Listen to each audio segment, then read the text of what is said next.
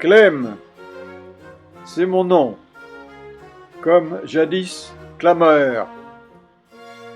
Oui, je voudrais crier, hurler dans le silence de ces espaces infinis.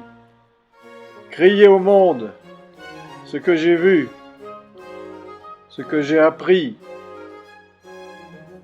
la puissance du mal, la sauvagerie des hommes, l'inconscience des foules, l'aveuglement des chefs. Crier la beauté de cette terre, si généreuse depuis des millénaires. Cette terre couverte de plaies humaines, fracturée, dévorée par l'appétit industriel, empuantie par les déchets, les sous-produits de notre intelligence consumériste. Cette terre qui a vu tant de combats inutiles, de sang versé, de villes brûlées, de peurs, d'enfants terrorisés, de femmes méprisées, lapidées, violées. Je voudrais chanter l'amour et la paix, la tolérance et la générosité, et bannir le mensonge, l'hypocrisie et la lubricité. J'ai vu les anciennes forêts verdoyantes envahies de déserts, les torrents s'assécher, les peuples souffrir de faim, de froid, de désespérance. J'ai parcouru l'Afrique, assisté au pillage des ressources, aux luttes tribales, aux compromis toxiques, à la prévarication des dictateurs. J'ai marché dans les îles,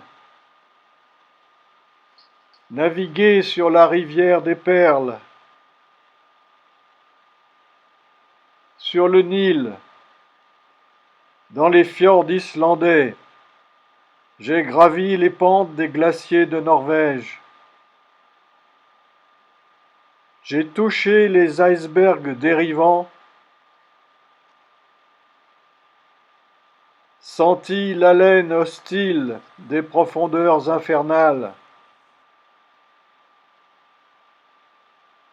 Mais partout, j'ai aperçu l'espoir, l'ingéniosité, la persévérance. Il reste tant de belles choses à sauver. J'ai puisé dans l'héritage qui subsistait des richesses antiques. J'ai admiré la Grèce d'Archimède, Hippocrate, Eratosthène. J'ai récité Virgile et Homère.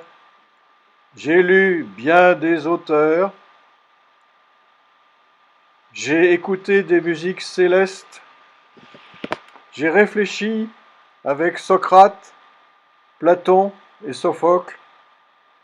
Longue est la liste des flambeaux qui ont éclairé notre route besogneuse.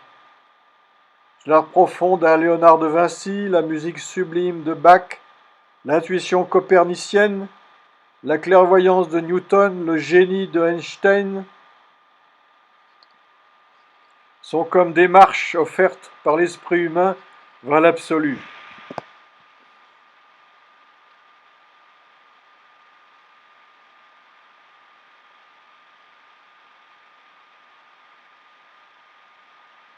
J'ai admiré la vie simple au sein d'une nature préservée, des Indiens d'Amérique, des peuples d'Amazonie et leur sagesse transmise au fil des générations.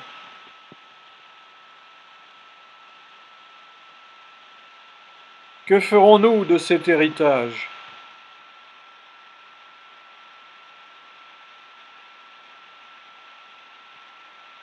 Avez-vous ressenti cette impression de solitude et d'impuissance ?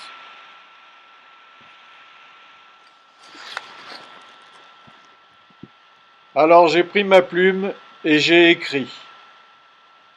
De la nuit africaine, si mystérieuse et complexe, j'ai tiré un simple livre, une histoire, celle d'un fugitif confronté aux séquelles de l'apartheid. C'était le premier roman. Curieusement, mes personnages prenaient vie, s'affirmaient sans moi.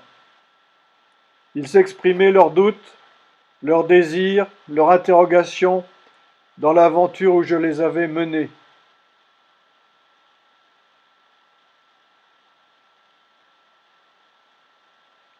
Ils osaient dire ce que je ne pouvais crier.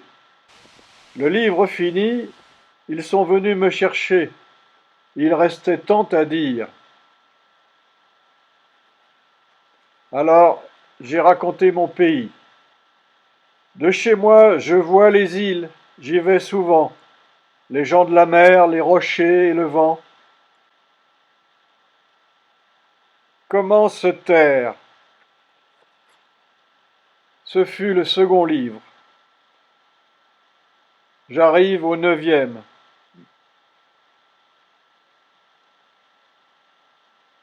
Mais écrire, si c'est crier sans bruit, ce n'est pas forcément être lu. Mes mots, mes phrases, mes personnages, pour qui? Le silence? L'oubli? Les réseaux d'édition font commerce de tout ce qui brille. Il suffit d'être connu par les journalistes, les cinéastes, les médias, cela se vend, donc c'est bon.